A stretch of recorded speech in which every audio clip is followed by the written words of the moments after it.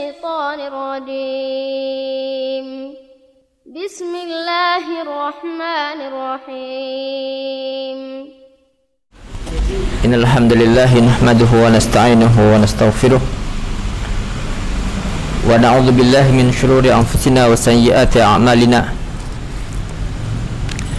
من يهده الله فلا مضل له ومن يضلل فلا هادي له أشهد أن لا إله إلا الله وحده لا شريك له وأشهد أن محمدا عبده ورسوله يا أيها الذين آمنوا اتقوا الله حق تقاته ولا تموتن إلا وأنتم مسلمون يا أيها الناس اتقوا ربكم الذي خلقكم من نفس واحدة وخلق منها زوجها وبث منهما رجالا كثيرا ونساء واتقوا الله الذي تساءلون به والأرحام إن الله كان عليكم رقيبا يا أيها الذين آمنوا اتقوا الله وقولوا قولا سديدا يصلح لكم أعمالكم ويغفر لكم ذنوبكم ومن يطع الله ورسوله فقد فاز فوزا عظيما أما بعد فإن أصدق الحديث كتاب الله وخير الهدي هدي محمد صلى الله عليه وآله وسلم شر الأمور محدثاتها فإن كل محدثة بدعة وكل بدعة ضلالة وكل ضلالة في النار. Kita lanjutkan kajian kita. Sekarang kita masuk pada hadis yang ke-277 tentang masalah membaca basmalah, mengeraskan atau mensirikkan basmalah ketika solat bagi imam ketika solat jahriyah.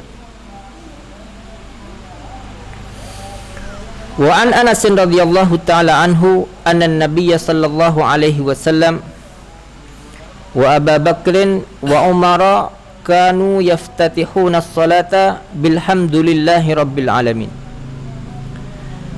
Dari Anas bin Malik radhiyallahu ta'ala anhu bahwasanya Nabi sallallahu alaihi wasallam, Abu Bakar dan Umar, mereka yaftatihuna as-salah, mengawali solatnya, artinya mengawali bacaan solatnya dengan alhamdulillahi rabbil alamin. Jadi bacaan keras yang pertama kali mereka dengar adalah alhamdulillahi rabbil alamin tanpa basmalah. Apakah mereka tidak membaca basmalah sama sekali? Dalam riwayat Muslim dikatakan la yadhkuruna bismillahirrahmanirrahim fi awwali qiraatin wala fi akhiriha. Mereka tidak menyebutkan bismillahirrahmanirrahim di awal bacaan dan tidak pula menyebutkan di akhir bacaan. Rakaat pertama juga langsung alhamdulillahirabbil alamin. Rakaat kedua juga langsung alhamdulillahi rabbil alamin tanpa menyebutkan basmalah. Wa fi riwayatin li Ahmad wa Nasa'i wa Ibnu Khuzaimah la yajharuna bi bismillahirrahmanirrahim. Mereka, yaitu Abu Bakar, Umar dan Rasulullah sallallahu alaihi wasallam, la yajharun, mereka tidak mengeraskan tapi membaca. Jadi mereka tidak mengeraskan tapi membaca. Dalam riwayat yang lain, kanu yusirrun, mereka mensirrikan, tidak mengeraskan bacaan bismillahirrahmanirrahim. Wa ala hadza yuhmalu an-nafyu fi riwayat Muslim khilafan liman a'allaha. Jadi para sahabat Abu Bakar, Rasulullah sallallahu alaihi wasallam, Abu Bakar dan Umar, mereka tidak menyebutkan bismillah di awal. Bukan berarti mereka tidak membaca. Mereka membaca itu cuma mensirrikan, tidak mengeraskan sebagaimana riwayat Ibnu Khuzaimah rahimahullahu ta'ala. Kemudian seandainya ada orang membaca bismillahnya dengan suara keras, boleh apa enggak?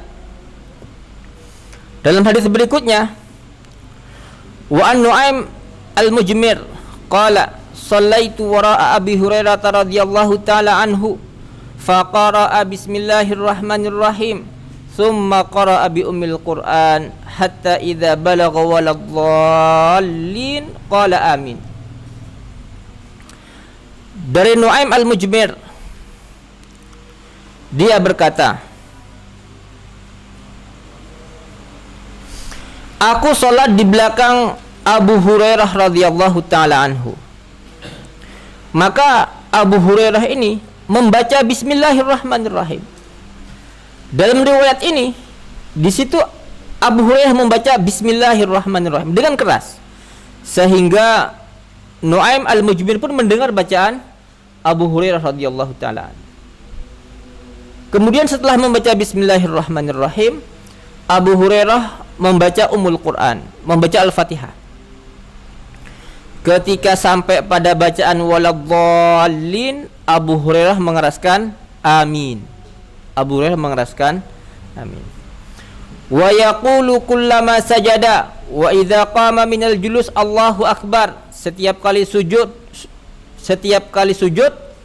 dan setiap kali beliau duduk atau berdiri dari duduk ke rakaat berikutnya, dia membaca Allahu akbar. Tsumma yaqulu idza sallama. Setelah selesai salam, beliau mengatakan walladzi nafsi biyadihi inni la ashbahukum salatan bi Rasulillah sallallahu alaihi wasallam. Aku adalah orang yang paling serupa salatnya dengan Rasulullah sallallahu alaihi wasallam di antara kalian. Rawahun Nasai wa Ibnu Khuzaimah. Hadis ini sahih, riwayat An-Nasai dan Ibnu Khuzaimah.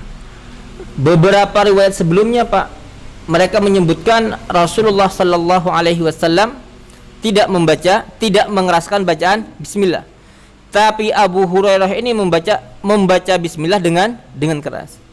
Untuk menjamak dua riwayat ini, Pak, itu bisa dikatakan bahwasanya para sahabat Rasulullah sallallahu alaihi wasallam lebih sering mensirrikan basmalah daripada mengeraskan. Lebih sering mensirrikan basmalah daripada mengeraskan.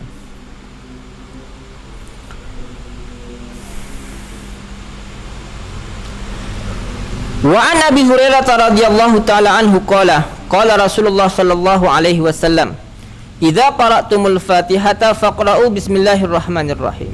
Kalau kalian membaca Al-Fatihah, bacalah bismillahirrahmanirrahim. Fa innaha ihda ayatiha. Karena sesungguhnya bismillahirrahmanirrahim merupakan salah satu ayat dari ayat-ayat Al-Fatihah.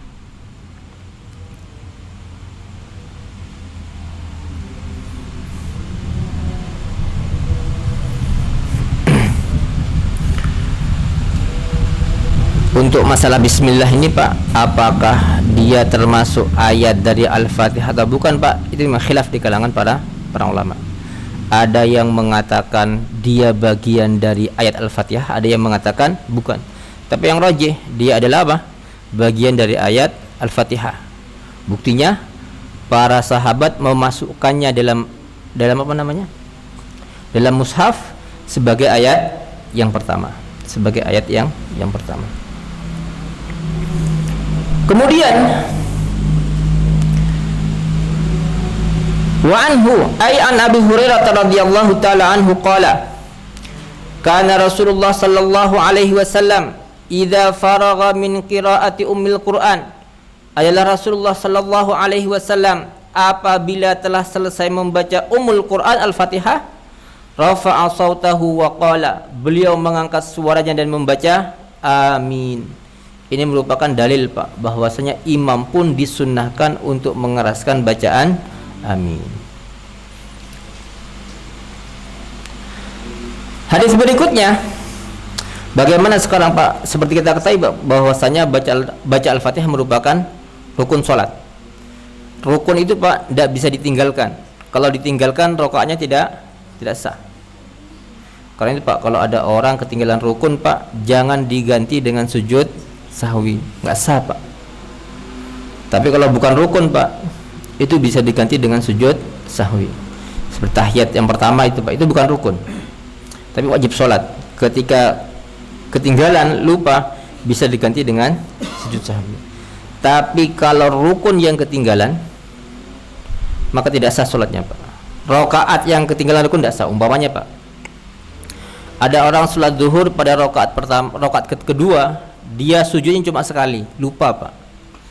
Karena lupa sujudnya cuma sekali. Setelah dia masuk, sebenarnya, Pak, ketika dia lupa langsung berdiri Pak, sudah masuk Al-Fatihah umpamanya Pak. Kok dia ndak Pak, sudah lupa terlanjur langsung Pak, maka rakaat yang ketinggalan rukun itu Pak dianggap tidak sah. Sehingga kalau dia itu lupanya pada rakaat ketiga itu dianggap tidak ada. Sehingga dia sholat lagi Pak, sholat rakaat berikutnya dianggap rakaat yang ketiga.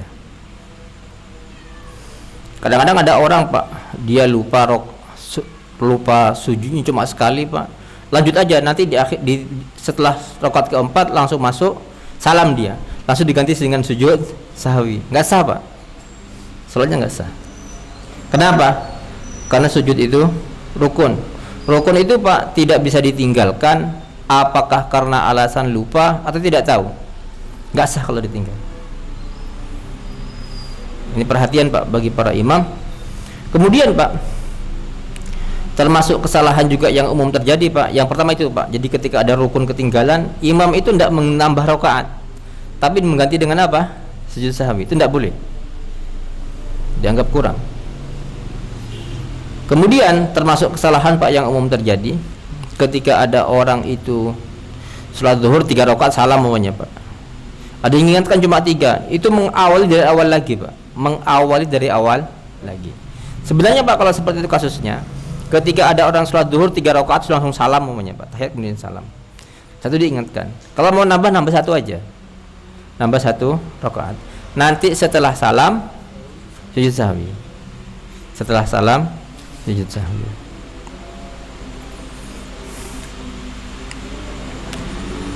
Kemudian bagaimana sekarang? Seperti kita ketahui Pak, bahwasanya Al-Fatihah merupakan rukun.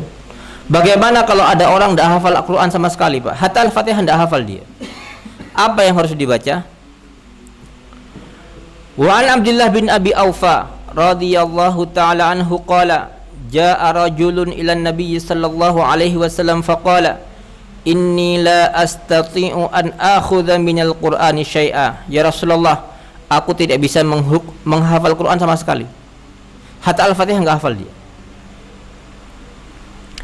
Fa'allimni ma yujzi'ni minhu. Ajarilah aku sesuatu yang bisa menggantikan Al-Fatihah itu, yang bisa menggantikan bacaan Quran yang harus aku baca ketika salat.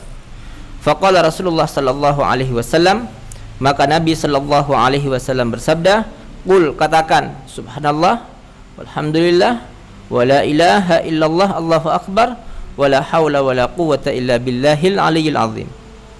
Itu diulang-ulang.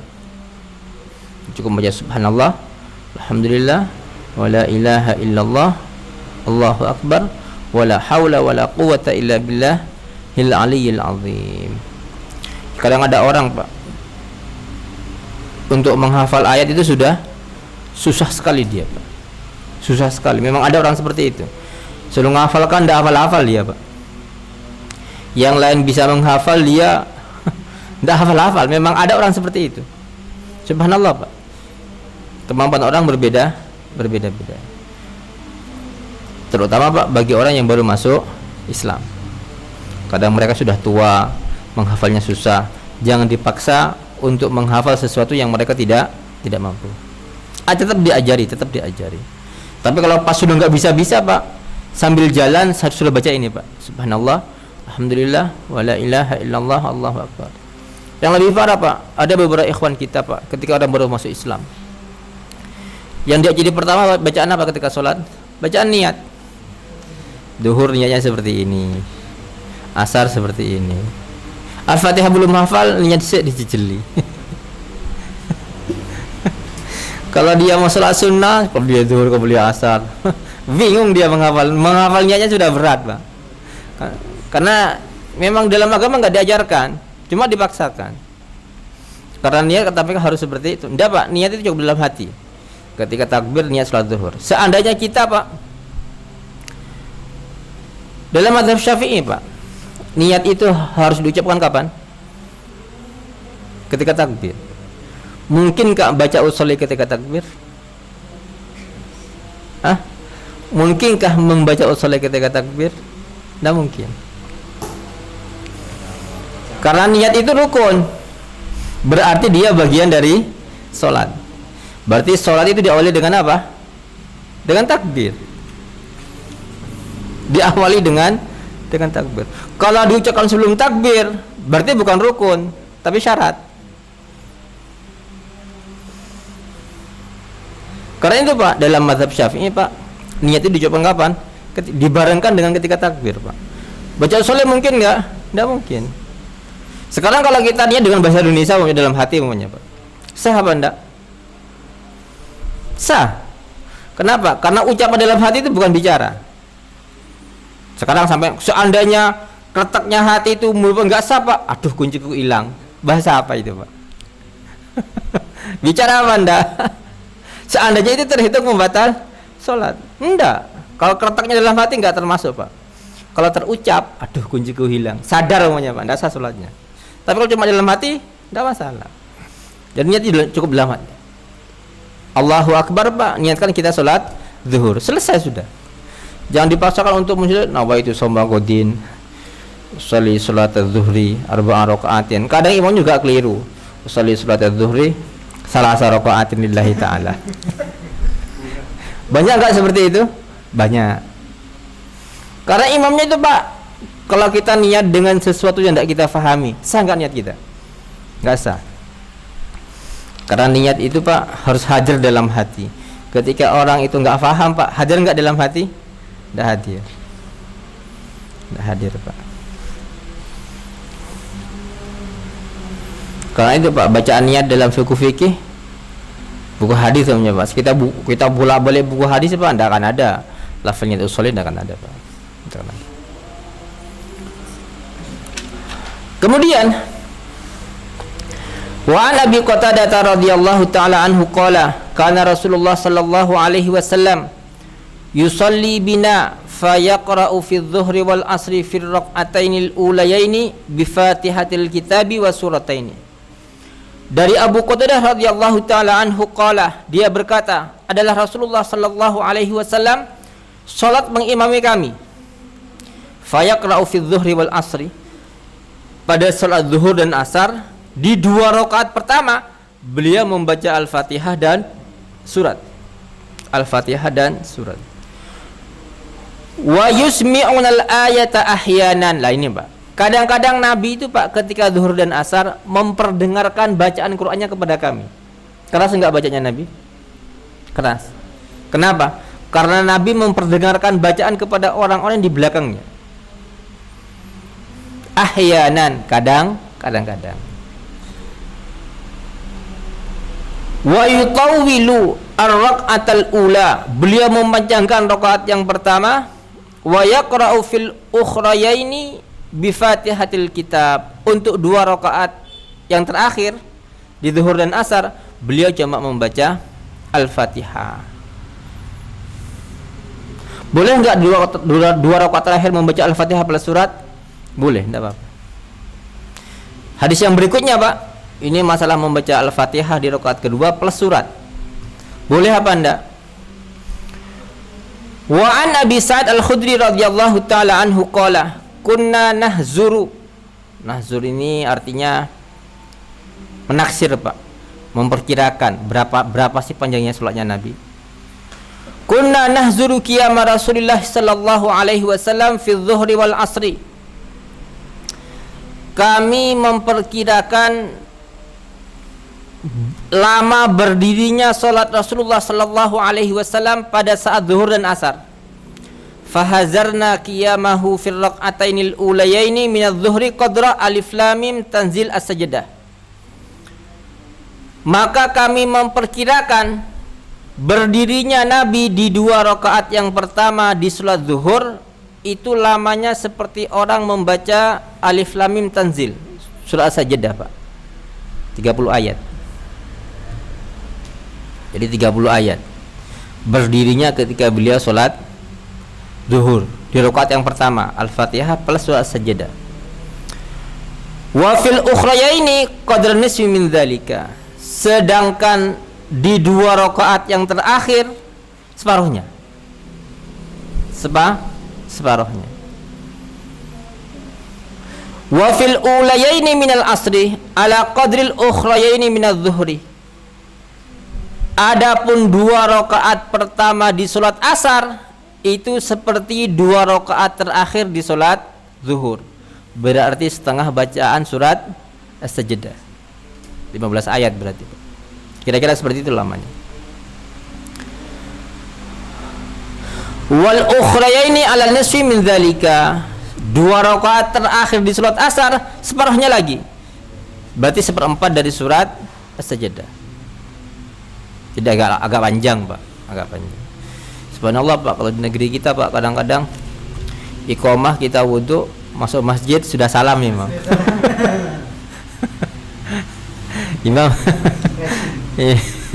Imam sudah salam, Pak, kadang-kadang, Pak. Imam harus pengertian, Pak. Ya, sholat jangan panjang-panjang, juga jangan cepat-cepat. Kasihan orang-orang, Pak, yang kadang-kadang punya kesibukan sehingga ketika iqamah dia masih di kamar mandi. Subhanallah, Pak. Kita sering, Pak, sholat di kampung-kampung itu, Pak.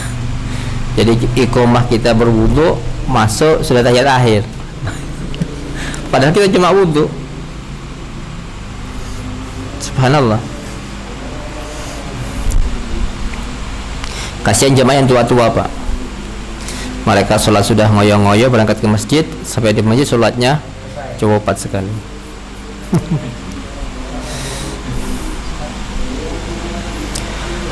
Kemudian wa an Sulaiman bin Yasar qala kana fulanun yutilul ulayaini min adh-dhuhri. Si fulan di sini, Pak, ada orang sholat 2 rakaat pertama itu dipanjangkan sama dia. 2 rakaat zuhur yang pertama dipanjangkan sama dia. Wa yukhaffiful asra, sedangkan sholat asarnya dipendekkan sama dia. Wa yaqra'u fil maghrib biqisaril mufassal, dan beliau pada sholat maghrib membaca surat-surat pendek. Sedangkan pada sholat isya wa fil isya biwasatihi, surat mufassal tapi yang tengah-tengah, juz 29 lah, Pak. Wa fi subhi bitiwalihi, sedangkan waktu sholat subuh membaca dengan tiwalul mufassal, juz 27 lah, Pak. 27, 26. Faqala Abu Hurairah, di antara makmumnya itu ada Abu Hurairah, ma shallaitu wara'a ahadin ashbaha salatan bi Rasulillah sallallahu alaihi wasallam min hadza. Aku tidak pernah melihat orang yang solatnya lebih serupa dengan solat Rasulullah sallallahu alaihi wasallam daripada orang ini. Ada riwayat, Pak, yang mengatakan bahwasanya dia adalah Umar bin Abdul Aziz, tapi pendapat itu lemah, Pak. Kenapa?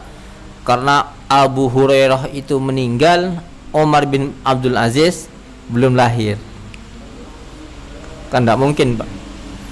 Itu yang sholat itu Abu Hurairah, dan imamnya adalah Umar. Abu Hurairah mati, Umar belum lahir. Coba di sini nggak disebutkan, Pak, siapa si fulan ini, siapa yang nggak disebutkan. Kemudian wa an Jubair bin Mut'im radhiyallahu taala anhu qala sami'tu Rasulullah sallallahu alaihi wasallam yaqra fil maghrib bit-tur. Aku mendengar Rasulullah sallallahu alaihi wasallam pada saat salat maghrib membaca surat Tur. Surat Tur itu 3 halaman, Pak. 1 lembar setengah. 1 lembar setengah. Pak, 1 lembar setengah, 3 muka. 3 muka.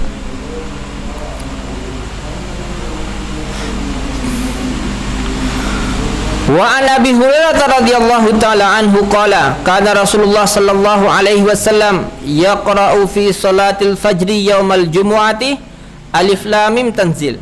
Beliau rakaat pertama membaca surat As-Sajdah, wa hal ata 'alal insan, dan rakaat yang kedua membaca surat Al-Insan. Ini sunnah, Pak.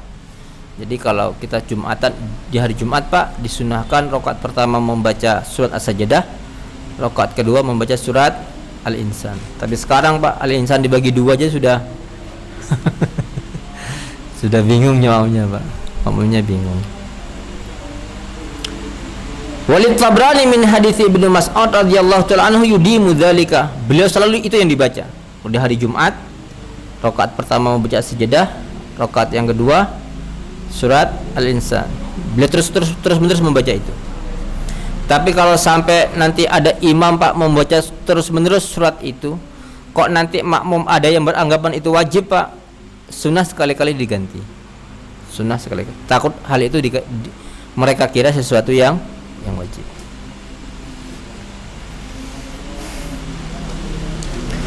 Yang Pak, jadi imam itu Pak harus melihat kondisi makmum. Kalau kira-kira makmumnya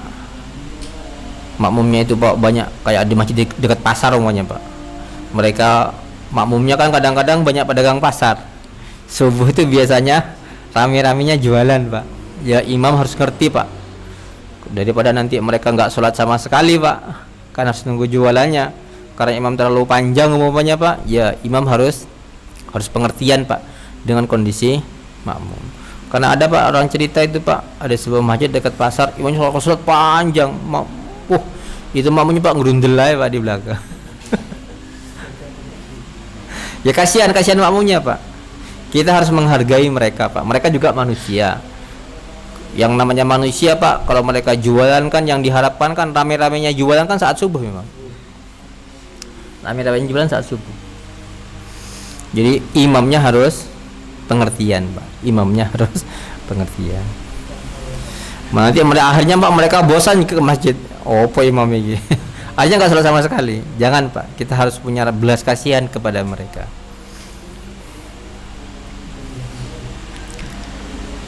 Kemudian wa an Hudzaifah radhiyallahu taala anhu qala shallaitu ma'an nabiy sallallahu alaihi wasallam fama marrat bihi ayatu rahmatin illa waqafa indaha yas'al wala ayatu adzabin illa ta'awwadza minha.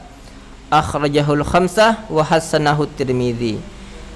Dari Hudzaifah radhiyallahu taala anhu dia berkata, aku salat bersama Nabi sallallahu alaihi wasallam, maka tidaklah beliau melewati ayat rahmat, tentang rahmat Allah, kasih sayang Allah. Melainkan beliau berhenti sejenak minta rahmat Allah Subhanahu wa taala. Tapi kalau yang dilewati ayat azab, beliau juga berhenti sejenak untuk apa? Berta'awudz, minta perlindungan dari azab Allah Subhanahu wa taala. Ini juga merupakan bagian dari sunnah Rasulullah sallallahu alaihi wasallam. Ketika melewati ayat azab, ayat surga umumnya Pak, ya minta surga. Kalau melewati ayat azab Allah Subhanahu wa taala, ya kita harus apa? Termasuk bagian dari sunnah minta perlindungan kepada Allah Subhanahu wa taala dari azab Allah Subhanahu wa taala. Kemudian wa an Ibnu Abbas radhiyallahu taala anhuma qala Rasulullah sallallahu alaihi wasallam ala wa inni nuhitu an aqra'al qur'ana raki'an aw sajida. Ketahuilah bahwasanya aku dilarang oleh Allah Subhanahu wa taala untuk membaca Al-Qur'an saat sujud juga saat ruku dan saat sujud. Fa amar ruku', adapun waktu ruku', fa'azzimu fihi rabba, maka agungkanlah Allah Subhanahu wa taala pada saat itu. Wa ammas sujud, adapun saat sujud, fajtahidu fid du'a, maka bersungguh-sungguhlah kalian di dalam berdoa. Faqaminun ayyustajabalakum, karena ketika sujud itu sangat mungkin untuk dapat dikabulkan oleh Allah Subhanahu wa taala. Jadi ketika kita rukuk Pak, tidak boleh membaca Al-Quran.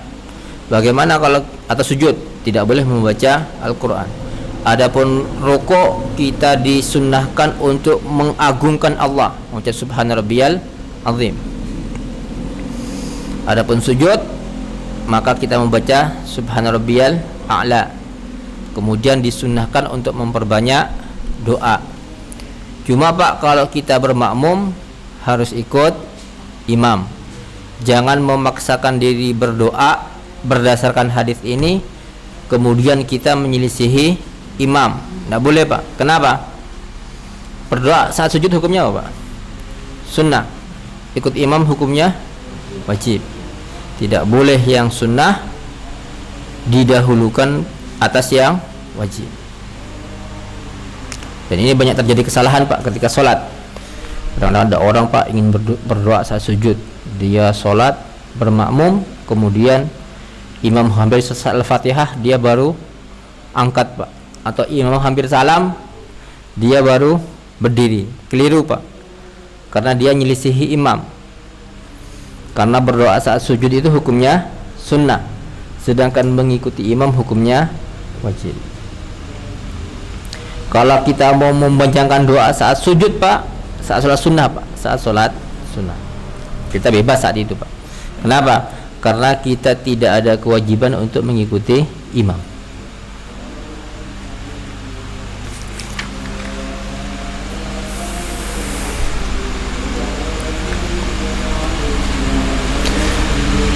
Wa an Aisyah radhiyallahu taala anha qala kana Rasulullah sallallahu alaihi wasallam yaqulu fi ruku'ihi wa sujudihi.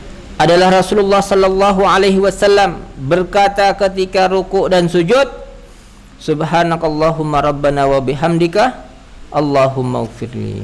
Ini termasuk salah satu di antara bacaan-bacaan rukuk dan sujudnya Rasulullah sallallahu alaihi wasallam. Subhanakallahumma rabbana wa bihamdika Allahumma ighfirli. Muttafaqun alaih. Tapi bacaan rukuk itu banyak Pak. Bacaan rukuk itu banyak. Begitu juga bacaan sujud. Terserah kita pilih yang mana.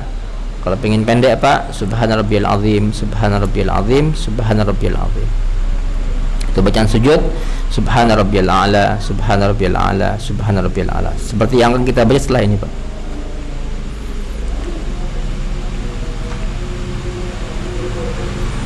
Oh, di sini nggak disebut sih, ya.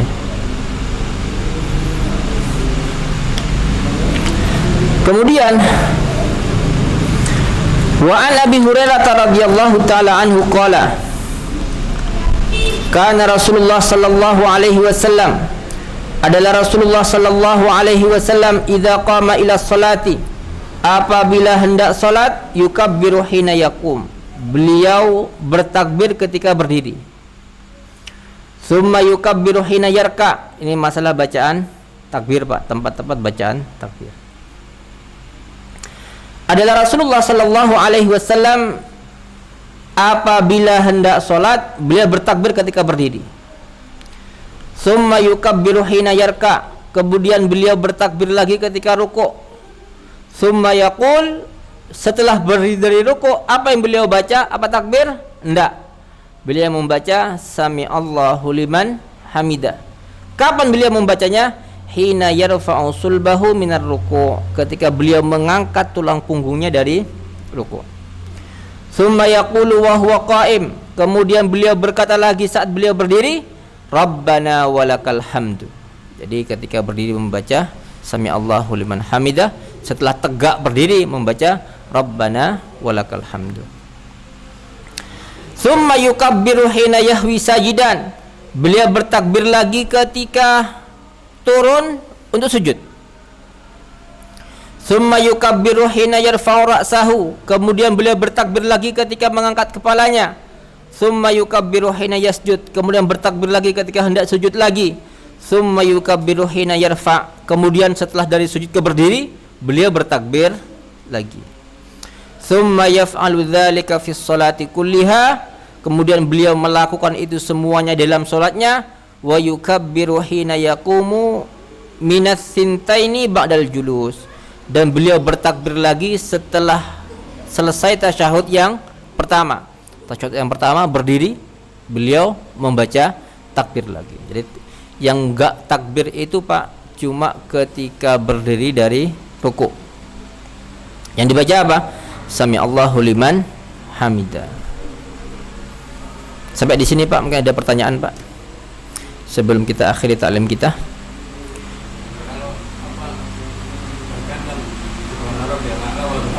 Boleh, sah. Iya, sah. Ada yang subhanallahil a'la saja, ada yang subhanarabbiyal a'la wa biham, itu sahih Pak di situ. Sahih. Kemudian setelah kita membaca subhanallahi bihamdihi Pak, kita baca 3 kali, kemudian kita berdoa. Terserah Pak doanya, sesuai dengan kebutuhan kita.